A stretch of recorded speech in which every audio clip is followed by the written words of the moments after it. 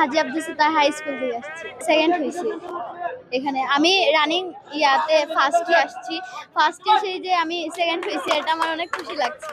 আমি এই ম্যারাথনে ফার্স্ট হয়েছি। ফার্স্ট টাইম চ্যাম্পিয়ন হয়ে আমার ফার্স্ট হয়ে আমার অনেক ভালো লাগতেছে। রেস ফর জাস্টিস কর্তৃক আয়োজিত 5 কিলোমিটার ম্যারাথনে অর্থাৎ 5 কিলোমিটার ক্যাটাগরিতে 17 মিনিট টাইমিং নিয়ে আমি চ্যাম্পিয়ন হয়েছি। আলহামদুলিল্লাহ, আমি এখন প্রফেশনালি আগাইতে চাচ্ছি। আমি এসেছি বাটরা রানার্স ক্লাব থেকে।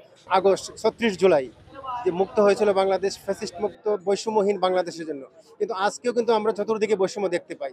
যে আশা আকাঙ্ক্ষায় এদেশের অনেক ছাত্র তরুণ যুবক মারা গেল, রক্ত দিল, অনেক মানুষ আজকে পঙ্গু হলো, কিন্তু সেই বাংলাদেশ কিন্তু এখনো আমরা দেখি নাই। সেই বাংলাদেশের জন্য মূলত আজকের এই রেস ফর জাস্টিস।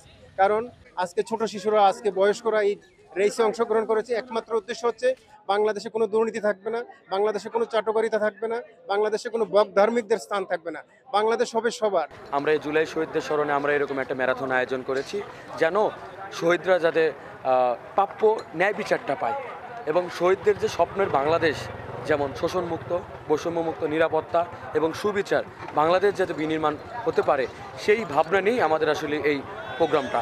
এখানে দুজন শহীদ পরিবার অংশগ্রহণ করেছে।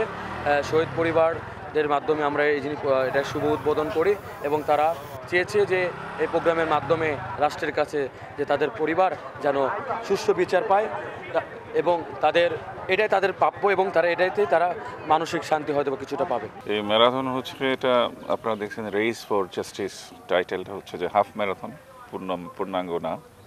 পূর্ণাঙ্গ হতে হলে ওই ধরনের রাস্তাঘাট প্রয়োজন হয়, আমাদের সেই ইনফ্রাস্ট্রাকচারটা এখানে নেই, সেজন্য এটাকে আমরা হাফ ম্যারাথন বলছি। তো রেস ফর জাস্টিস, আসলে জাস্টিস বিলুপ্ত হয়ে গেছিল গত 17 বছরে। আমাদের দেশের জন্য এই ধরনের ম্যারাথন থেকে যে মেসেজটা যাচ্ছে সেটা হচ্ছে যে আমরা এই দেশটাকে সুন্দর করে গড়ব। তো আমরা সেই আলোকে বিশ্ববিদ্যালয়ে আমরা সুন্দরভাবে গত 11 মাসে সাজিয়েছি।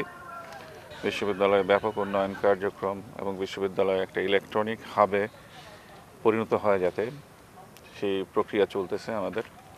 তো সব কিছু হয়ে গেলে বিশ্ববিদ্যালয় একটা উন্নত মানের, বিশ্বমানের বিশ্ববিদ্যালয়ে পরিণত হবে বলে আমি আশা করি। তো এই ম্যারাথনে যারা অংশগ্রহণ করছে তাদের ভয়েস যেহেতু সততা, ন্যায়, নিষ্ঠা, তো দেশ গড়া এবং সাথে সাথে আমাদের এই অঞ্চলের প্রথম সেরা বিশ্ববিদ্যালয়টাকে আরও সুন্দরভাবে গড়ে তোলা।